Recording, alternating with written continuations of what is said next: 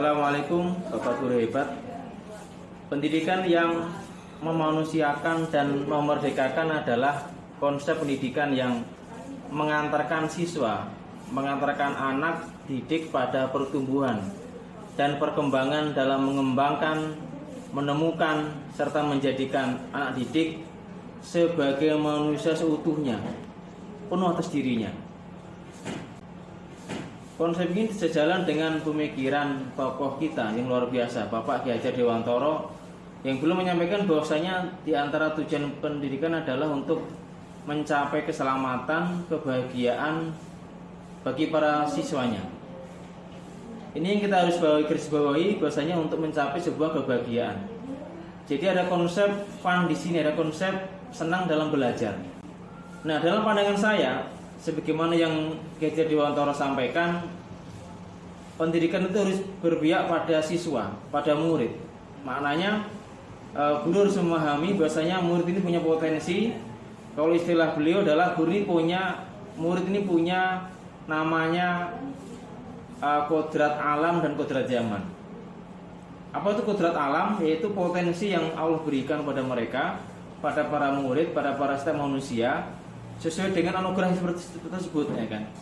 Sehingga guru dalam mendidik itu mengacu pada potensinya itu.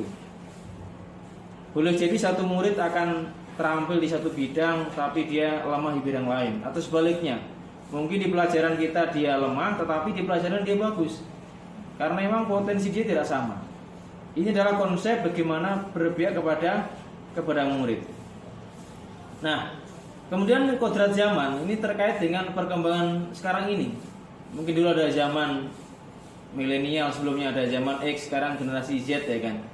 Semakin kesini semakin berubah. Maka cara mengajar, cara belajar kita dulu, waktu kita belajar tidak bisa diterapkan semuanya dalam cara mengajar anak sekarang. Karena memang udah. Jadi kata kuncinya adalah setiap murid punya potensi yang berbeda. Ini yang harus kita garis bawahi. Sehingga guru dalam mengajar, dalam menuntun siswa itu nanti bisa melihat potensi mereka, ya kan. Bapak Ibu yang kami hormati, yang guru hebat, ini yang perlu kita pahami beberapa penjelasan tentang potensi murid tadi yang kita jelaskan, sehingga nanti kita dalam mengajar itu punya arah yang jelas, ya kan.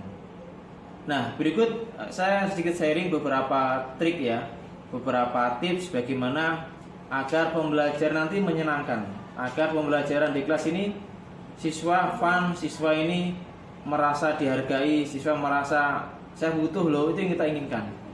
Dalam konsep sederhana adalah benar-benar pembelajaran berpusat pada murid. Artinya murid sebagai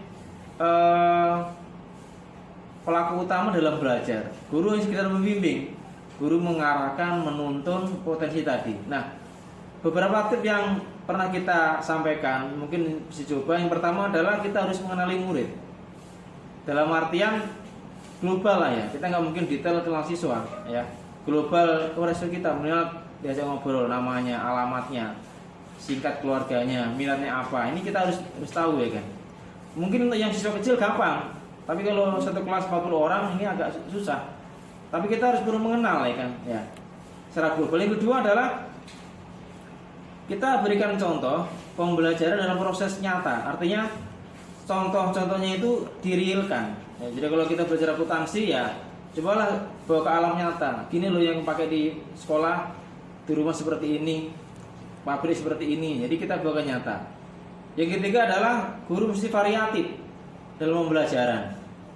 Ada metode yang banyak kita pelajari dipakai, ya kan. Entah praktek, entah project based learning, ya kan.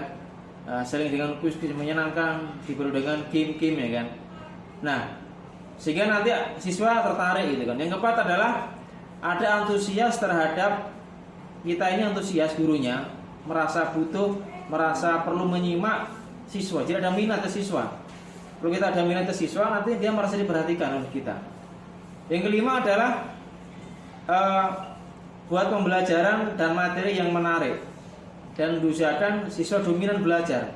Jadi guru bukan dominan di kelas tapi siswa dominan. Misalkan kalau di pelajaran saya akuntansi, saya buat tutorial di YouTube misalkan, ya kan? Jadi anak cukup menyimak, dan kita lebih aktif, anak dominan di situ, belajar di situ. Atau Bapak Ibu silakan buat alat praktek lain, di mana alat ini membuat siswa nanti aktif belajar. Jadi guru lebih ke menuntun tadi. Kemudian yang keenam adalah pandai melihat kondisi siswa, ya kan? Ini udah bosen kayaknya ini, selinginlah belajarnya, ya kan? Cari yang lainnya lagi. Udah panjang nih, boring anaknya, ganti, ya. Usahakan. Kemudian yang penting lagi adalah terkait dengan praktek mandiri. Siswa diajarkan untuk merasa butuh, saya tuh butuh belajar, saya butuh ilmu, saya butuh untuk mengakui diri saya, bukan cuma di sekolah. Karena sekolah terbatas, siswa perlu belajar di tempat lain. Nah, yang terakhir adalah kita harus doakan siswa kita agar mereka benar-benar mencapai siswa seutuhnya, sehingga nanti selesai dari sekolah kita dia berhasil menjadi siswa yang yang kompetitif, akhlaknya baik. Kemudian yang paling bagus lagi adalah dia berhasil menggali potensi dirinya, sehingga nanti dia tumbuh, berkembang, lulus dari sekolah telah memahami potensi dia, sehingga dia siap untuk terjun di dunia kerja di masyarakat. Saya Sunarwan, calon guru penggerak angkatan 7 dari Tangerang. Assalamualaikum.